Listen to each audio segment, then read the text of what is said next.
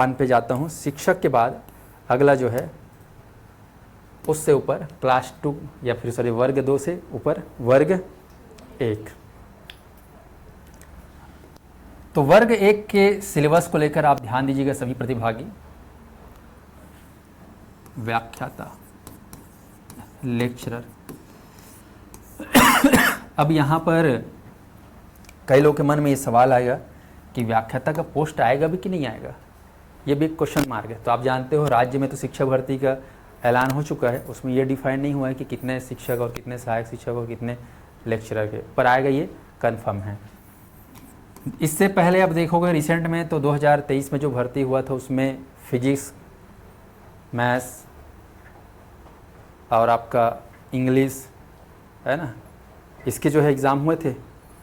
अब इस बार जो है संभावना हिंदी संस्कृत का ज़्यादा है। क्यों? क्योंकि अभी 2 साल पहले या 2 सालों में जो हमें जानकारी मिली है संचालनीय उच्च शिक्षण संचालनालय से, लोक शिक्षण संचालनालय से, उसमें जो है सबसे ज़्यादा जो रिक्तियाँ देखी गई वो हिंदी और उसके बाद संस्कृत में। बाकी में भी है, सब में है रिक्तियाँ, ऐसा कोई कह सकते हो विषय नहीं जिसमें रिक्तियाँ, सभी में है, लेकिन सबसे ज़्यादा किस में था? संस्कृत और हिंदी में। स्पष्ट है? उसके बाद केमिस्ट्री और ये मैथ्स वैस में। तो ध्यान दीजिए व्याख्याता का सिलेबस कैसा है पिछले परीक्षा के आधार पर। तो इसमें भी आप देख रहे हैं तो लोग लगभग कुल मार्क्स कितना का था व्याख्याता में? 150 का। यहाँ पर मैं अंग्रेजी के हिसाब से बात कर रहा हूँ, ध्यान दीजिएगा पिछले बार जो अंग्रेजी का हुआ था। चलिए ध्यान दीजिएगा।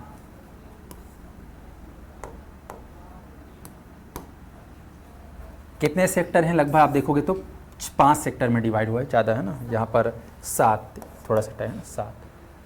अब ये अंग्रेजी का है, मान चलो ये ऐसे हिंदी का भी आएगा, संस्कृत का भी आएगा आने वाले दिनों में, तो 150। तो मुझे लगता है ये भी क्या हो जाएगा यहाँ पर आने वाले समय में 100 का हो जाएगा। तो 100 का रहेगा, बदलाव बिल्कुल निश्चित है, मान के चलिए। तो मेरा सब्जेक्ट क्या है इसमें? मैं जो पढ़ाऊँगा CDP है ना, आपको कहाँ पे नज़र आएगा? 4थे नंबर पे। चलो अंग्रेजी की बात हो रही तो अंग्रेजी ग्रामर सबसे मेन है, 40 अंक आप देख रहे हो। इंग्लिश ग्रामर कितना? 40 अंक का। सपोज शब्द सामर्थ्य स्टेटमेंट बनाए कि ये भी 40 अंक। गद्यांश और पद्यांश प्रोस एंड पोयम से 20 अंक का। उसके बाद CDP जिसका नाम यहाँ पर लिखा हुआ है शैक्षिक मनोविज्ञान, शिक्षा में आकलन एवं मूल्यांकन, शिक्षण शास्त्र, शैक्षिक अभिवृत्ति, ऐसे करके लिखा हुआ है। तो वर्ग 3 और 2 के जो है CDP में भिन्नता है, यहाँ पर भी भिन्नता है। लेकिन जब आप इसके अंदर डिटेल आप देखोगे, पढ़ोगे कंटेंट, तो बेस जो है वर्ग 2 और 3 का ही बनता है। पर फिर भी इसको इस नज़रिए से पढ़ना होगा। तो इसका कितने अंक यहाँ पर निर्धारित हैं? 30 अंक के। फिर आप देखोगे तो सामान्य हिंदी, अब देखो यहाँ पर हिंदी, अगर अंग्रेजी पढ़े तो भी हिंदी पढ़ना है, मैथ्स भी रहेगा तो भी आपको हिंदी पढ़ना। कितने अंक का? 10 अंक का। क्योंकि हिंदी हमारी क्या है? मातृभाषा। आप लेक्चरर बनेंगे, एक शिक्षक बनेंगे, तो आपका कम्युनिकेशन कौन सा लैंग्वेज में रहेगा? हिंदी में रहेगा। तो हिंदी का इसलिए ज्ञान होना चाहिए। स्पष्ट है? अगला है कंप्यूटर की सामान्य जानकारी, आज के जीवन के लिए ज़रूरी हो गया है। तो कंप्यूटर आपको लेक्चरर वालों को भी पढ़ना है कंप्यूटर, इस बात का ध्यान रखेंगे। बोलोगे नहीं मैथ्स वाली हूँ, मेरे कंप्यूटर नहीं पढ़ना है, केवल मैथ्स पढ़ना है, गलत हो जाएगा। आपको क्या पढ़ना है? कंप्यूटर का भी सामान्य जानकारी।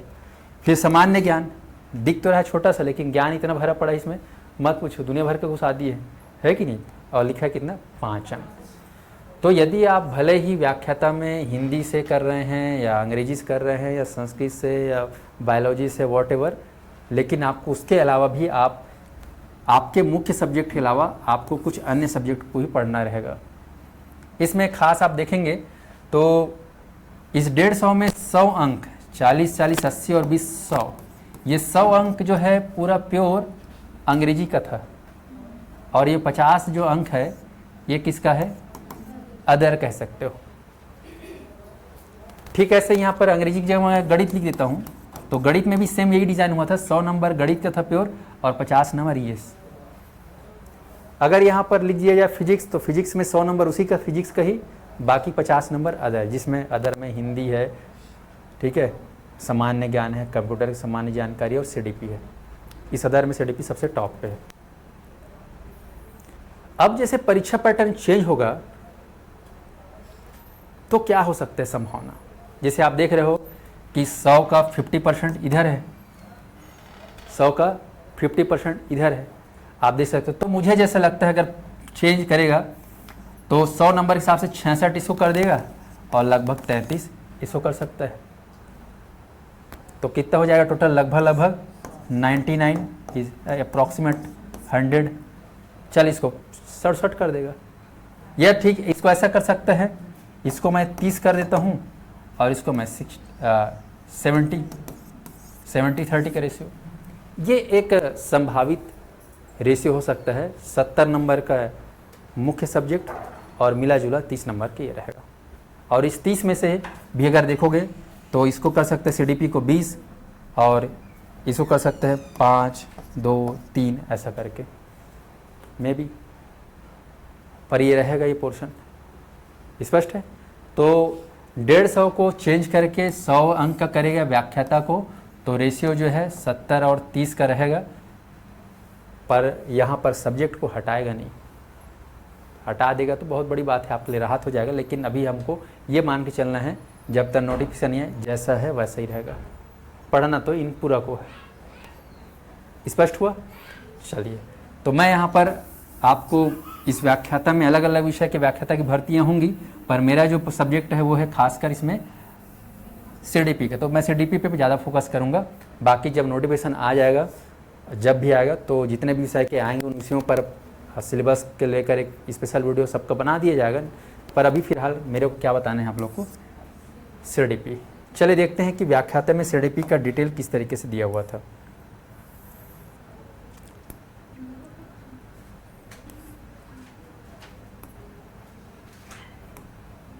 यहाँ पर देखिए, आप में से कई लोग लेक्चरर की तैयारी कर रहे होंगे। ऑनलाइन में कितने ऐसे बच्चे हैं कमेंट कर लेना भैया, या देख लेना आप लोग कितने लोग हैं जो व्याख्याता की तैयारी कर रहे होंगे।